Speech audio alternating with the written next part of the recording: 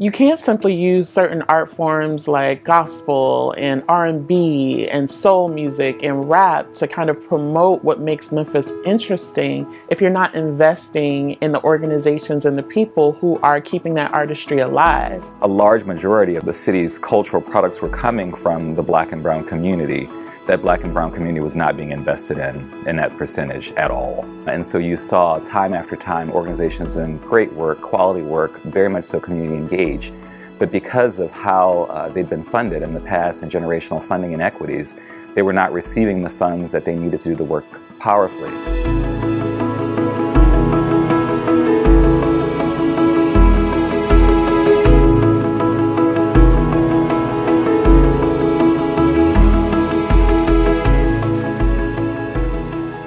Early in MMI's work, we thought a lot about how traditional approaches to philanthropy really would not work for us. We felt that they would really just reinforce the kind of paternalistic inequities that we were trying to avoid.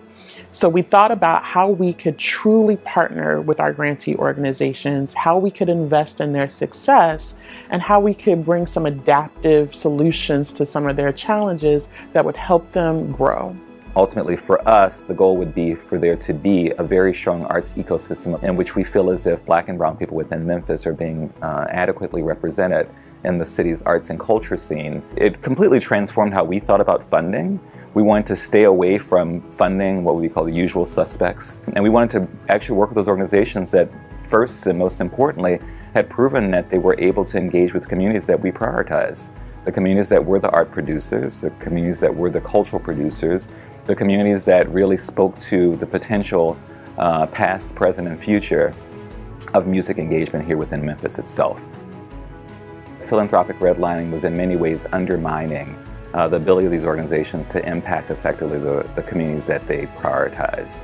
Philanthropic redlining is a set of funding practices that looks at an organization's size, location, racial demographics served, type of artistry, this idea of kind of high art versus low art, and can exclude them from funding altogether, can fund them at minimal amounts, or fund them in a way that really doesn't support their capacity building and growth.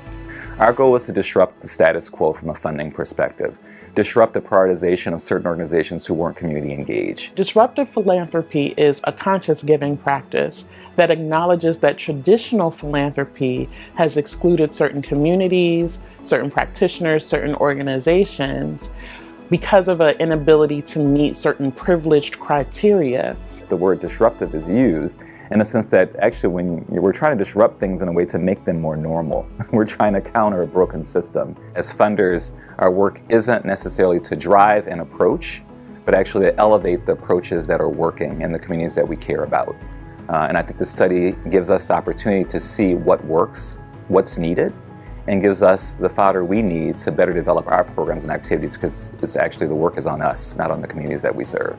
We hope the study sparks not just a conversation, but very practical applications and action items. All of the things we're doing and so many other organizations are pioneering are absolutely doable if that commitment to equity is in that organization. We hope that you'll find this study as insightful and thoughtful as we have. And most importantly, we hope that this study will serve as a strong catalyst for creating great conversations around the role of philanthropy in driving more equitable music and arts funding.